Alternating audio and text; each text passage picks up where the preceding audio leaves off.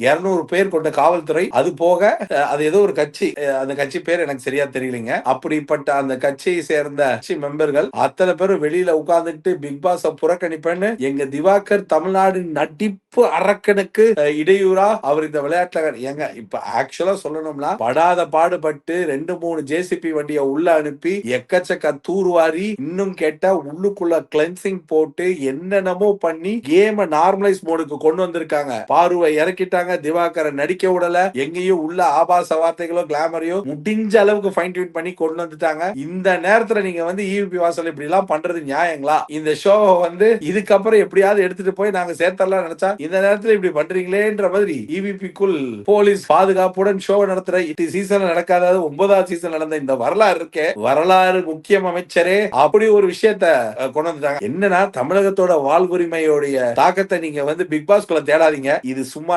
உண்மையிலே ஒரு ரியாலிட்டிக்கு நடக்கக்கூடிய சோஷியலி இதனால் பெரிய பாதிப்பு ஏற்படும் அப்படின்னு நீங்க சொன்னீங்கன்னா அது உண்மை. பட் இது வந்து இப்ப பெரிய இம்பாக்ட்ல இல்ல. இதோட ஷோடைய வீரியம் ரொம்ப கம்மியா இருக்கு. நீங்க அது மாதிரி டிவி மீடியால மட்டும் இல்ல பல விஷயங்கள்ல வாழ்வுரிமைக்கான பிரச்சனைகளை எடுத்து குரல் கொடுக்கக்கூடிய உங்க கட்சியோடைய நல்ல நோக்கத்தை பாராட்டினாலும் இப்போதைக்கு இந்த பர்டிகுலர் ஷோக்கு அந்த சீன் லேது. நீங்க நிஜமாவே இந்த மாதிரி நேரத்துல உங்க தொண்டை தண்ணி போக உங்களோட புரட்சிகரமான ஒரு விஷயத்தை இந்த ஷோ பக்கம் அப்படியே நீங்க ஃப்ரீயா விட்டீங்கன்னா இதெல்லாம் 4 நாளுக்கு அப்புறம் இவங்க வீட்லயே இப்படியே போயிட்டு இருக்கிறது நிறைய பேர் பாக்குறது இல்ல. இப்படியே போயிட்டு இருந்ததுன்னா நீங்க இதெல்லாம் காமிச்சு இதெல்லாம் பண்ணீங்கன்னா இதை வச்சு டிஆர்பி ஏத்திடுவாங்க. அதனால போற வரைக்கும் போட்டோம் விடுங்க. டப்புனு ஈவிபில நம்ம பினாலே அப்ப இந்த மாதிரி ஏதாவது நடிப்பு இறக்கணுக்கும் இல்ல வேற யாருக்கா ஏதாவது பிரச்சனை வந்தா அப்ப நம்ம ஒண்ணு குடிப்போம், இப்ப நம்ம விட்டுருவோன்றது அடியனின் தாழ்மை கருத்து. What happens if the Bigg Boss 9 gets close? Happy தான். வேற என்ன, நாம நினைக்கிற யாருமே வின்னர் ஆக்காம நம்ம நினைக்காதது ஒண்ணு ஆக்கணும்ன்றதுக்காக ஒரு ஷோ வந்து வெறிகொண்டு எழுந்து போயிட்டு இருக்கு. இதுக்கு பின்னாடி நிறைய டெக்னீஷியன்ஸ் உழைக்கிறாங்க, நிறைய